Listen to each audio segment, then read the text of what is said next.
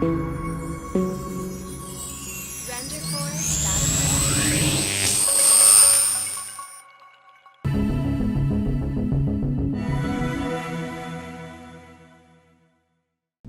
approuver le futur système généralisé, Emmanuel Macron nie à l'avance sa future retraite en tant qu'ancien chef de la République, a indiqué samedi l'Élysée.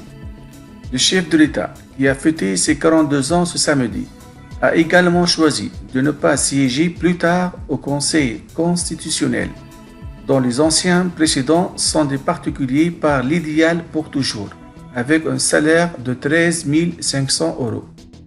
Ce choix intervient au milieu d'une note négative contre le changement des avantages sociaux dont le chef de l'État a appelé samedi à Abidjan pour un cessez-le-feu le 17e jour de l'activation.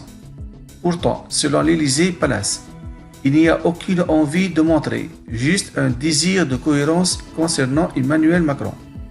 La présidence rappelle qu'il avait démissionné de la haute fonction publique le jour même de sa déclaration de candidature à la présidentielle en novembre 2016.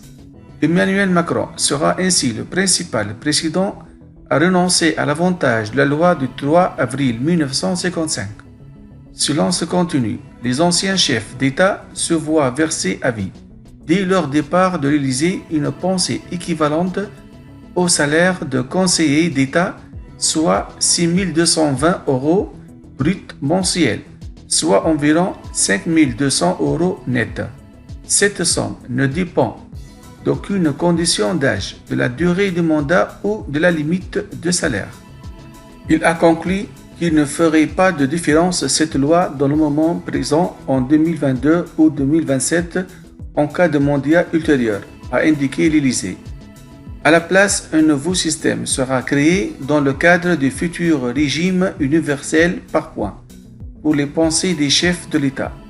Selon l'Élysée, la cohérence implique que la loi de 1955 ne s'appliquera plus jamais à aucun président par la suite.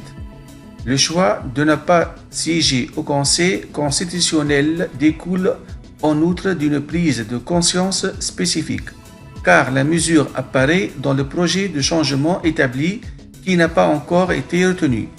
Les deux antécédents d'Emmanuel Macron, François Hollande, s'est refusé à y rester, tandis que Nicolas Sarkozy a quitté le Conseil constitutionnel en 2013 après que la négation par cet organe de sa bataille représente la décision politique présidentielle de 2012.